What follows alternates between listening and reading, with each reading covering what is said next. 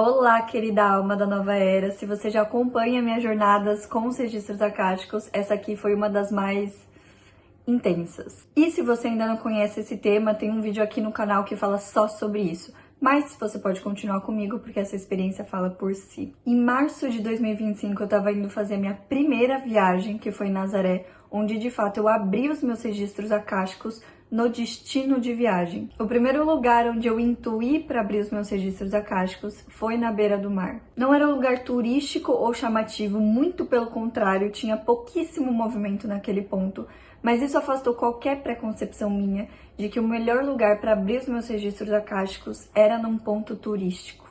E depois eu fui entender que não foi à toa que eu fiquei na parte mais baixa da cidade antes de ir para o lugar mais visitado de Nazaré, que é onde fica o farol. Ele fica localizado como se fosse num monte, que é o ponto mais alto da cidade. Quando eu já estava sentindo a movimentação da energia durante a abertura dos meus registros acásticos, eu senti que a praia da cidade em si, ela tinha uma fonte de energia pura mesmo, como se fossem pontos espalhados pela areia, que com certeza me ajudaram para sentir a elevação do meu próprio campo. Eu via círculos enormes mesmo, gigantes, um do lado do outro, que me ajudaram a fazer um ancoramento e sentir a minha ascensão da alma. Talvez, eu acho que foi isso que me fez ouvir tão fácil o meu eu superior durante a meditação.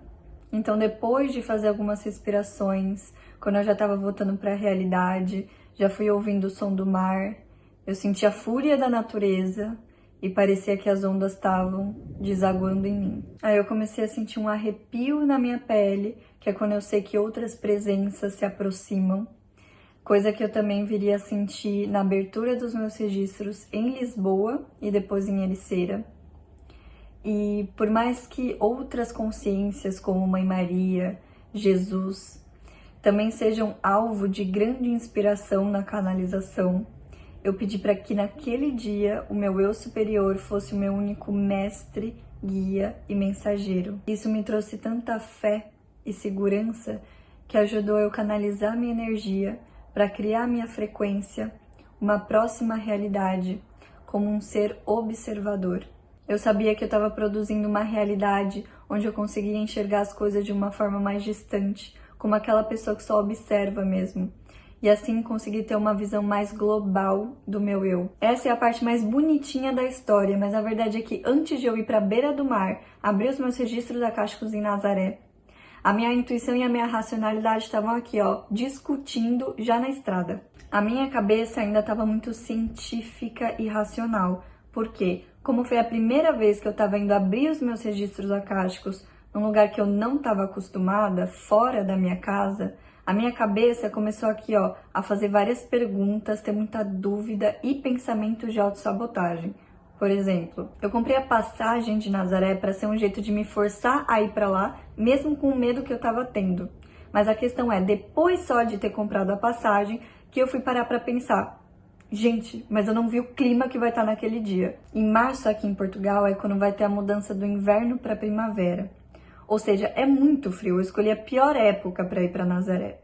E não só ia estar muito frio, como eu vi que pior do que isso ia estar chovendo. Então o clima, mais a minha preocupação de que eu estava indo lá como se eu fosse um geógrafo, colecionar dados, trazer números, informações históricas, me fez pensar várias vezes por que o meu eu superior está escolhendo a praia para ser o meu primeiro destino. Como se realmente eu estivesse indo lá para trazer uma dissertação e entregar para a faculdade. Foi quando um choque bateu na minha cabeça, como se tivesse vindo aquelas ondas gigantes de Nazaré. Porque lá é muito famoso por ter aquelas ondas gigantes. E eu pensei, é exatamente por isso. As ondas são completamente fluidas, adaptáveis e flexíveis. E todo cérebro, ainda que seja edificado por cimento, precisa de água. Depois eu fui ver que isso não era verdade para mim só de uma forma metafórica, porque o cimento realmente precisa da água para sofrer a hidratação do cimento. Fazia 1 ano que eu queria tocar na areia a sós, mas nunca foi pela falta de propósito, porque se o meu corpo se disponibilizasse para ir até lá naquela época, ele ia descobrir que no próprio destino eu ia ter encontrado o que eu procurava. Essa viagem só conseguiu ser uma abertura de chave que eu consegui viver, porque antes eu aprendi com uma chave anterior. Usando o meu exemplo, só depois que eu consegui mudar a minha autoimagem, falando sobre as minhas experiências com os registros acásticos, que eu consegui ter a noção do quanto que eu estava reprimindo a minha liberdade por medo do julgamento. Mas a verdade é que a única coisa que me impedia de ter avançado era o auto-julgamento, o julgamento sobre mim. Então as chaves vão se abrindo depois que você aplica aquelas que você já tem. Quando eu sentei na areia para abrir os meus registros, eu senti que eu estava no meio do deserto. Vazio, silêncio. Só estava eu e os meus pensamentos. Não estava aqueles que eu acreditava que podiam me julgar, que eu não estava com a roupa mais perfeita, que a minha câmera não era mais qualificada, que eu não tinha um entendimento para gravar vídeos. Eu estava com tudo de essencial que eu precisava naquele momento. A respiração, o silêncio e, por incrível que pareça, o auto-julgamento. Eu precisava dele porque sem ele eu não ia conseguir definir e me elevar emocionalmente para a virtude que eu precisava, a coragem. A coragem é desafiadora não porque ela te coloca de frente com o julgamento do outro, mas porque ela te bate de frente com seu próprio julgamento. Na coragem, o fazer só ganha força porque desafia o ser. Assim como a minha ação de ter ido até lá desafiou a minha crença do eu do passado, de que eu não podia ter chegado até lá. A coragem intimida porque ela te atiça a fazer uma coisa que seja compatível com o tamanho do seu medo. No meu deserto não tinham pessoas apontando o dedo para mim e nem nada do tipo. Muito pelo contrário, depois de um certo tempo, uma família se aproximou. E parece que o mundo parou. E eu ouvi a risada de uma criança. Sabe aquelas bem gostosas de se ouvir? Era esse tipo de pessoas e de alegria que eu merecia à minha volta. Era só literalmente abrir o olho e ver o que tinha na minha frente. Eu tava com medo e a minha mente pensou em tudo, mas o meu coração, ele só me deu uma coisa que eu precisava sentir: a alegria. E aí eu me senti por alguns minutos a pessoa mais corajosa do mundo. Mas vocês acham que eu consegui ter essa coragem pro resto da minha vida? Claro que não. Teve vários momentos durante a viagem que me fizeram refletir o que era a coragem. Eu continuei a minha jornada agora com os meus registros já totalmente abertos. Aliás, aquele dia não choveu. Tava nublado, mas até chegou a fazer sol durante uns minutinhos. Fui subindo em direção ao farol que estava lá no topo de Nazaré, até realmente chegar na altura que ele estava.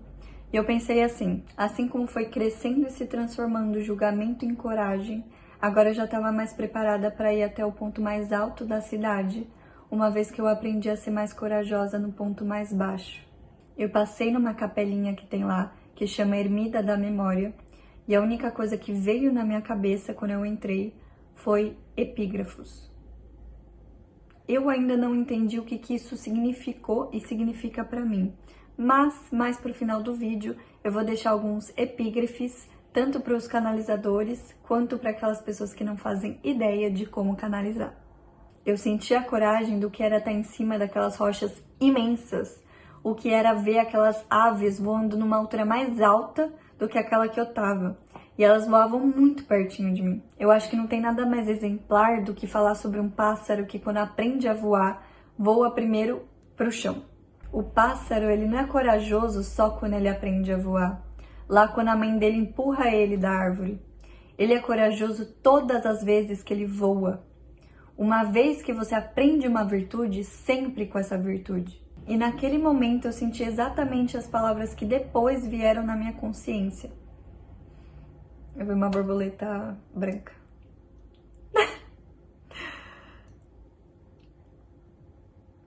Na minha consciência. Como dizer sobre a coragem sem uma superação do medo, quando muitas vezes é ter coragem que dá medo? Gente, fala sério, se os seres humanos fossem pássaros, a gente nem ia ver essa espécie voando. Depois disso, eu continuei vendo sinais de coragem quando eu desci do outro lado do monte e eu vi um buraco enorme.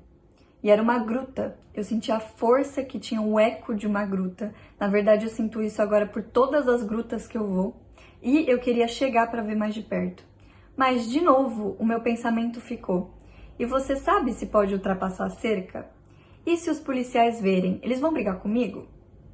Você sabe se você vai conseguir voltar depois? Até que eu vi uma única mulher que já tinha ultrapassado a cerca, eu tava vendo ela aqui de cima. e ela estava exatamente no lugar que eu queria estar. E mais uma vez, eu só consegui ter a coragem de fazer alguma coisa depois que eu vi outra pessoa fazendo também. Depois que eu consegui ultrapassar a cerca e sentar naquelas rochas, eu vi que de repente muitas outras pessoas também tinham começado a ultrapassar a cerca, porque a gente se sente mais confortável, né, quando a gente vê outras pessoas fazendo isso. Quando eu consegui ultrapassar aquela montanha e chegar finalmente do outro lado de Nazaré, eu vi que tinham alguns surfistas no mar. E é muita coragem para você entrar naquela água congelante de Nazaré, principalmente no frio. Uma curiosidade sobre mim um dos meus sonhos de consumo é aprender a surfar um dia. Eu não sei se isso é coisa de pessoas leigas, mas quando esse dia chegar, eu vou precisar aprender a superar o meu medo de entrar naquelas ondas que parece que vão te engolir. Um dos símbolos dessa viagem foi a borboleta branca, porque eu vi ela durante essa viagem. Na verdade, em todas as viagens que eu vou, parece que a borboleta aparece. Quem vê os meus outros vídeos sabe disso. Mas um dos outros símbolos também foi o elemento água. A água foi o meu elemento inicial, onde tudo começou. Porque para você começar a fazer alguma coisa com independência, autonomia, autenticidade, você precisa de saber tudo aquilo que você aprendeu e soube um dia. Isso não quer dizer que você não possa acrescentar conhecimentos externos a um projeto pessoal seu, mas quando você começa uma coisa do zero, você precisa tomar como ponto de partida a sua originalidade. É por isso que as crianças costumam ser mais sábias que os adultos. Elas não têm tanto barulho que fica ditando o pensamento livre delas. E uma criança que cresce e continua sábia é aquela que, mesmo tendo contato com barulho, ela aprendeu a usar ele ao seu favor, mas sem ser ruidosa. E o elemento água traz tudo isso. Nessa viagem eu também senti que eu estava vivendo a própria carta do louco. Quem conhece o tarô vai saber que é a primeira carta dos arcanos maiores, o número 0. E para mim ela significou uma pessoa que precisou se adaptar aos desejos da alma e se jogar nos mistérios do inconsciente. Ou, como eu costumo falar, descobrir o próprio fundo do mar. A gente precisa deixar os aprendizados fazerem sempre o mesmo processo de transmutação das crenças. E assim como as ondas do mar que batem na areia e voltam, nem os aprendizados e nem as ondas do mar são os mesmos. Quando a gente vai ver, já são outros aprendizados, já são outras águas. E por fim, os epígrafes que eu fiquei de falar são: primeiro, os canalizadores vão entender o que eu tô falando, mas não importa quanto tempo você é canalizador ou com quanta frequência você canaliza, abrir os registros acásticos sempre é uma novidade. 2. Ainda que eu soubesse que muitos fatores podem influenciar na frequência de um ambiente, as pessoas, a luminosidade, o som, nessa viagem eu consegui ter certeza do que era sentir no meu campo, o quanto que o clima influencia absurdamente na frequência de um lugar, assim como as pessoas influenciam também. 3. O ser humano tem pressa quando ele busca um resultado, ignorando a sabedoria de que tudo acrescenta e o leva para algo melhor. E por último, o que essa viagem me ensinou profundamente é que a gente só consegue ter talento sobre alguma coisa quando a gente experiencia ela profundamente. Então, deve-se viver muito bem a experiência para conseguir transmitir da melhor forma possível a ideia que o levou até ela.